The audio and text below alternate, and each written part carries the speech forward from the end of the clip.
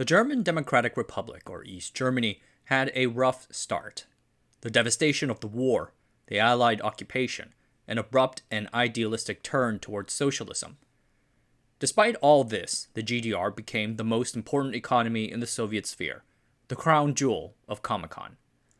In this video, we look at the rise and peak of the East German economy. This video is brought to you by the Asianometry Patreon. Early access members get to see new videos first and selected references for those videos.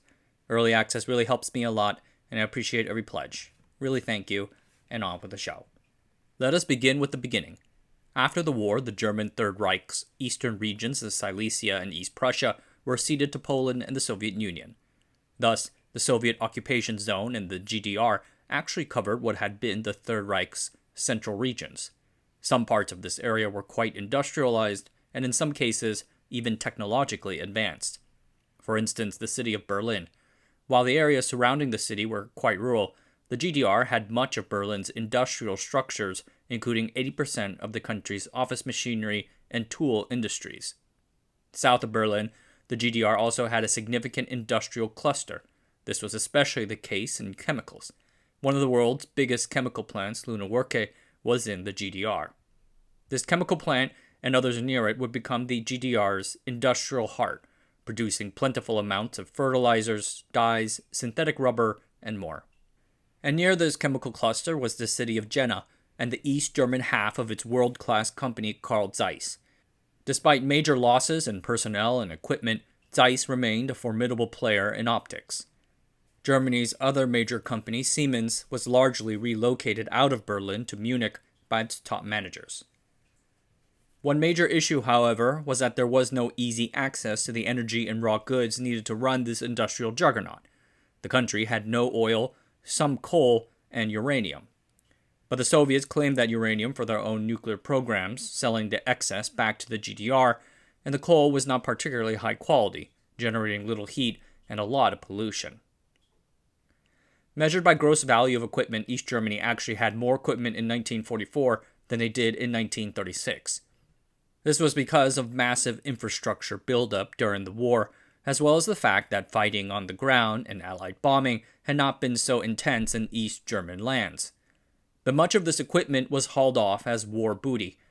Both sides practiced dismantling and deindustrialization policies after their victory, but the Soviets far more fervently.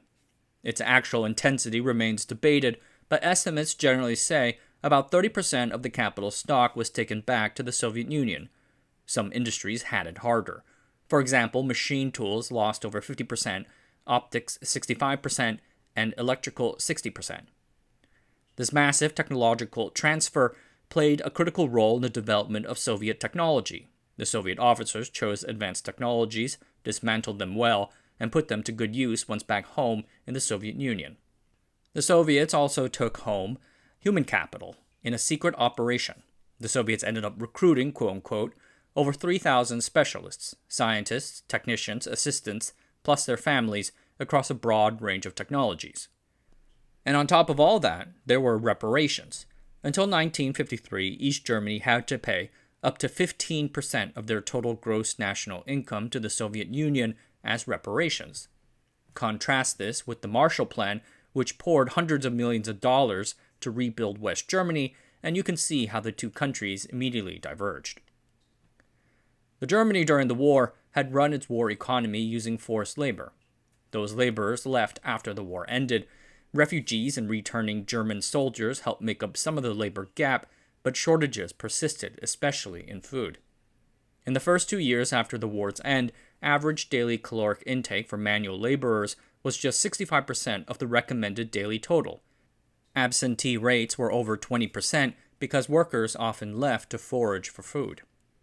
East Germans started moving west. This brain drain only intensified when they heard of the 3,000 workers taken away by the Soviets.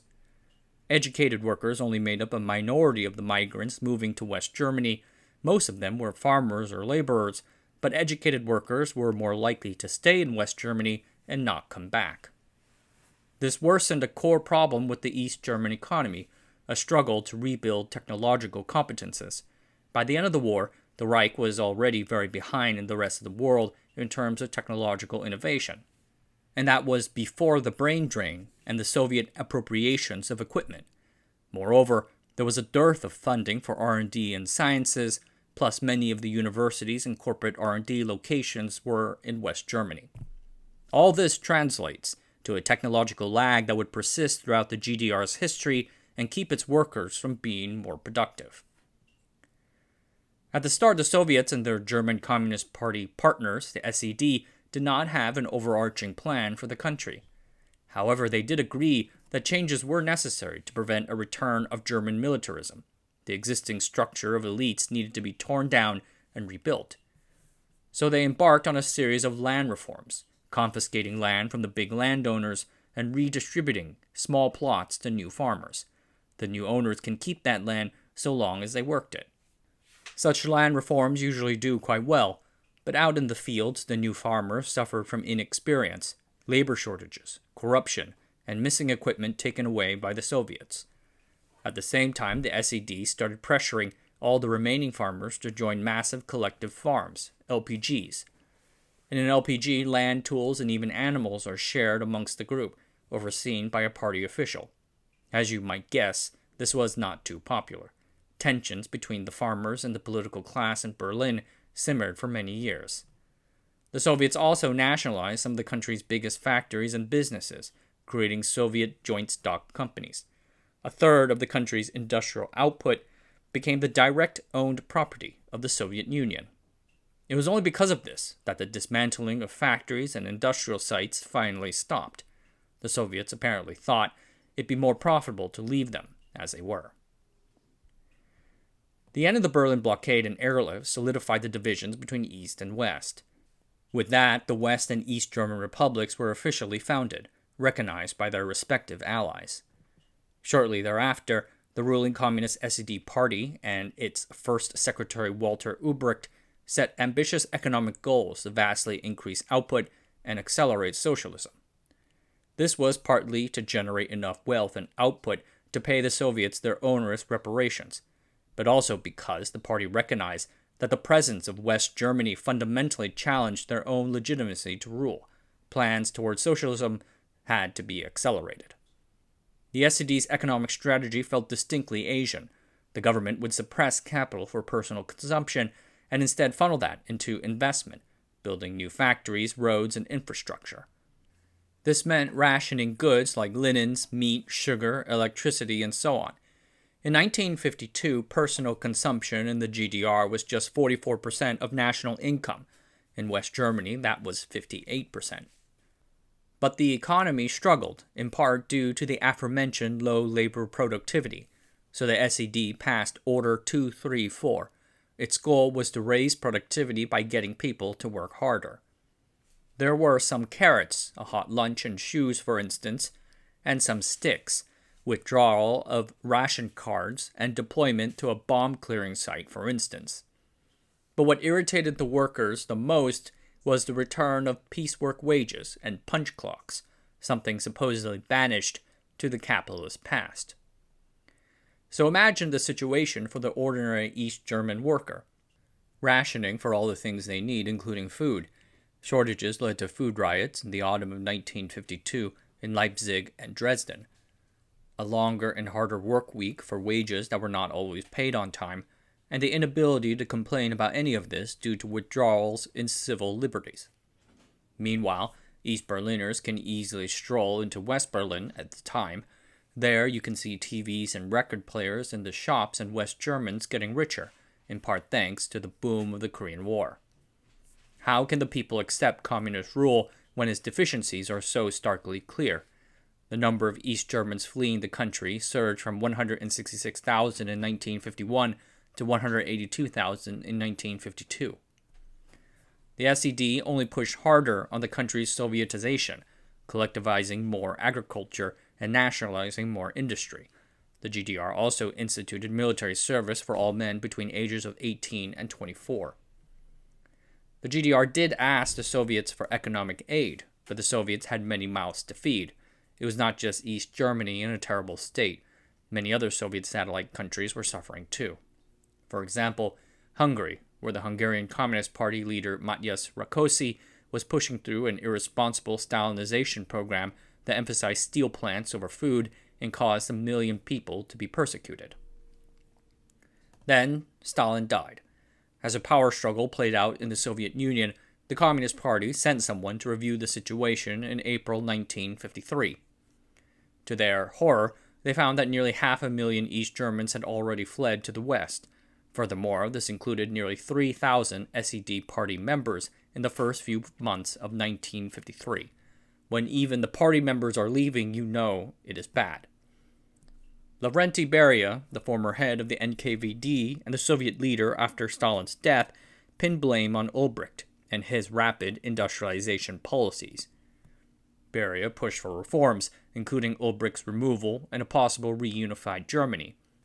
A new course was publicly announced in March 1953, revoking price increases and granting leniency for returnees, among other concessions. This did help, but importantly, it did not touch the productivity quotas that so irked the workers. A few months later, we have the uprising. The East German uprising of 1953 began in June 16, 1953. It started as a purely local dispute that quickly spread. A simple sit-down strike by workers at a socialist boulevard called the Stalin Alley. The workers were striking against increases in work hours and quotas. The strikers then took to marching, and it gathered other industrial workers like tax collectors and garbage men, even policemen and a few SED party members. The march arrived at the House of Ministries and demanded to speak to Ulbricht. He did not show up, but several lesser officials did, pledging to roll back the hikes. The crowd refused to accept. Simple demands for better quotas, wages, and work hours mushroomed into general ones like food shortages, freedom, democratic elections, and German reunification. The workers now agitated for a general strike. The word spread, asking workers in some 272 other towns to strike in solidarity with those in Berlin. Alarmed, the SED senior leadership sought refuge in the Soviet military headquarters. On the 17th of June, the Soviets declared martial law, sending troops and tanks to disperse the crowds. At least several dozens of people died. Strike leaders in several cities were arrested and executed without trial. Nevertheless, the demonstrations lasted for several more days, finally dying down by June 24th. The East German uprising of 1953 taught the SED some lasting lessons. From now on, the SED would always keep a close eye on the workers on the shop floor. This included increased surveillance and combat groups to respond to discontent before it could mushroom into something bigger. This in turn led to the strengthening of the infamous East German internal police, the Stasi. The uprising also set the precedent that the Soviets would militarily intervene in their satellites' affairs to keep their governments in line. But along with the stick came a few carrots. The Soviets terminated the reparations payments that so burdened the East Germans, and they also gifted, quote-unquote, back all of their joint stock companies except the one overseeing the uranium mine. Behind the scenes, the Soviets made it clear to the SED and Walter Ulbricht that the pace had to slow down. Things did slow down a bit, but the socialist economic policy remained. And despite the Soviets' own attempts to find a suitable replacement, Ulbricht himself remained in charge. And finally, for the East German workers who protested, they came to the realization that they had no voice in this country. And so even more people decided to vote the only way they could, by leaving.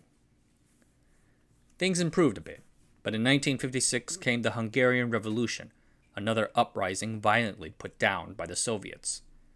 Ulbricht took advantage of the revolution as the impetus to paint several moderate members and critics of his rule as revisionists. Those people were purged from the party, securing Ulbricht's rule for a decade. Revitalized, the SED hardliners, tired of slow progress towards socialism and the country's ongoing economic struggles, felt the need to show the, quote, superiority of the socialist world order over the capitalist system, end quote. So in 1959, they replaced the existing economic plan and unveiled a new 7-year plan. It called for ambitious raises in industrial productivity. Iron and coal labor productivity was to rise by 90%, and machine building productivity by 160%. Overall, labor productivity had to be nearly doubled, again through the raising of work norms and automation technology.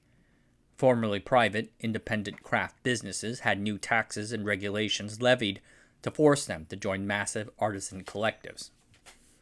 Out in the fields, the ongoing collectivization of agriculture, at the time slow but steady, would be accelerated. This was done using agitation troops deployed to pressure the farmers. Stubborn farmers were dragged into court and had their possessions taken and their bank accounts blocked. Anyone could have expected that these policies would cause backlash, especially to collectivization drive, which was first implemented in February 1960 with no thought about the effects on the growing season. A new wave of labor and goods shortages hit the economy. Food rationing was reimposed later in 1960. East Germany was the only communist country with rationing other than Albania, and we all know what's going on there. As we approached the end of the 1950s, the GDR's exit crisis worsened. By 1960, the number of migrant exits rose again for the first time since 1956 and kept rising. In the first 6 months of 1960, an average of 14,751 people left each month. That went to 18,447 in the next 6 months of 1960. And then that rose to over 19,000 in the first half of 1961.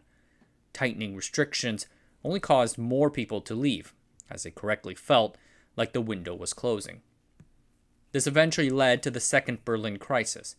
In June 1961, Soviet leader Nikita Khrushchev demanded that the United States pull out of West Berlin.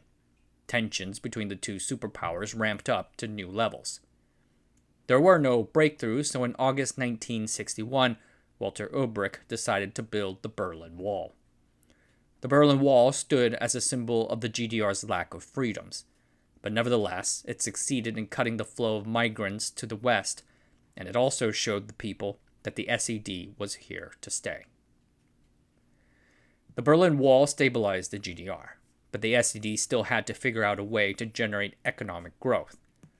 In the early 1960s, they tried to turn to the Soviet Union, deepening their economic cooperation. The East Germans turned to the Soviets as a source of new technologies. Second, and just as importantly, the Soviets agreed to provide the East Germans with the energy they desperately needed, including promises of an oil pipeline. But having the Soviet Union as your most important economic partner is a double-edged sword. The Soviets struggled to find enough oil for all their commitments, remaining elusive on timelines when the oil would actually come. And in the late 1950s, the Soviets decided to pivot away from long-range bombers and focused on missiles instead. This had a massive impact on the aviation industries in both the Soviet Union and the GDR. Germany once had one of the most advanced aviation industries in the world, and the SED had invested a lot to bring it back to its former glory. They needed the Soviets to buy at least a few of them, and the Soviets had promised to do so. But the Soviets going back on that promise, combined with the disastrous crash of one of their first prototype Bade 152 airliners, led the East German government to dissolve its national aeronautical industry, a costly loss. With the Soviets an unsteady partner, and the rest of Comecon unable to meet their needs, the SED decided to try something new. In 1963, the GDR announced new reforms, the New Economic System, or NES. Inspired by the ideas of F.C. Lieberman, the NES sought to devolve more control of the economy to the party's lower levels. Individual administrations, called VVVs, were allowed to allocate resources at their own behest. They were also allowed the use of incentives and bonuses, and interestingly enough, profits were allowed as a measure of success. At the same time, Ulbricht promoted science and automation as ways to overcome the GDR's persistent labor productivity issues, focusing on optics, petrochemicals, machines, and electronics. SED hardliners attacked these reforms for straying close to capitalism. They were concerned that decentralizing economic power would inevitably lead to the loss of political control, so the NEC deliberately pulled back in some ways. It did not loosen prices and did not totally set aside centralized planning. But nevertheless, for a few years the reforms seemed to have brought about real economic change. After 6 years of debt and deficits, the East German economy turned a surplus in 1963. From 1964 to 1968, the GDR grew by about 5% each year when judged by net output. This was in part due to the NES's loosening reforms, but also due to the completion of several high-technology projects. The GDR's chemical industry had started to master plastics making. Despite persistent oil supply issues, outputs of raw plastics like polyvinyl chloride or PVC grew by over 12% each year, doubling between 1960 and 1966. This in turn generated benefits downstream at the consumer goods level. Plastics like PVC became an easy replacement for traditional things like metal or wood. And semiconductor and electronics production began picking up in a real way. Semiconductor production quadrupled from 1965 to 1969. In 1968, over 60% of households had a TV. And in 1968, the GDR completed its first atomic power station in Rheinsberg. These were the GDR's best years economically. East Germany still lagged its Western counterpart in all of these aspects, but it seemed like they were catching up. In the second half of the 1960s, the cooperation between the GDR and the USSR began to wane. The Soviets locked down on transfers of computer technology on national security grounds. Ongoing issues like the Cuban Revolution caused them to renege on deliveries of several key supplies like oil, steel, meat, and grain. The NES's apparent success caused other Eastern European countries to experiment with these reforms too. However, they could not thread the needle of loosening economic control without losing political control as well. In 1968, the Soviets led another military intervention into Czechoslovakia to crack down on reforms that had, in their opinion, gone too far. This tainted the NES's political associations. So when the GDR economy ran into challenges in 1969 due to overinvestment and drought from bad weather, the SED entirely discarded the NES reforms and reimposed control over the economy. The party also elected a new leader. In 1971, the wily but aging Ulbricht was removed by his most powerful colleague and lieutenant, Erich Honecker. Ulbricht died 2 years later after suffering a stroke. His legacy is mixed. On one hand, he lacked imagination, and his leadership saw repeated fumbles in economic management. Nevertheless, East Germany in 1970 was the Soviet Union's leading trade partner and the most advanced economy in Comecon. East Germany's rise as an economic power within the Comecon bloc is tied to several factors. At the heart of it, the GDR was an industrial economy that took in raw goods from the Soviets and other states and processed them into refined goods using cheap energy. The country could never do that processing as well as the West could, due to issues in labor productivity and technological sophistication, but it did far better than any other Eastern state. However, the coming decades would expose that model's economic flaws. What happens when the raw goods and the energy stop becoming as cheap? More importantly, there were other unresolved issues. The GDR was too small. Its rulers were trying to impose socialism on where it had not been wanted, and its ruling party did not want to give up political control even as it needed to give it up economically. These contradictions caused devastating crises in 1953 and 1958, and as East Germany embarked on the years of its decline and fall, those issues would rise up again and again. Alright everyone, that's it for tonight. Thanks for watching. Subscribe to the channel, sign up for the Patreon, and I'll see you guys next time.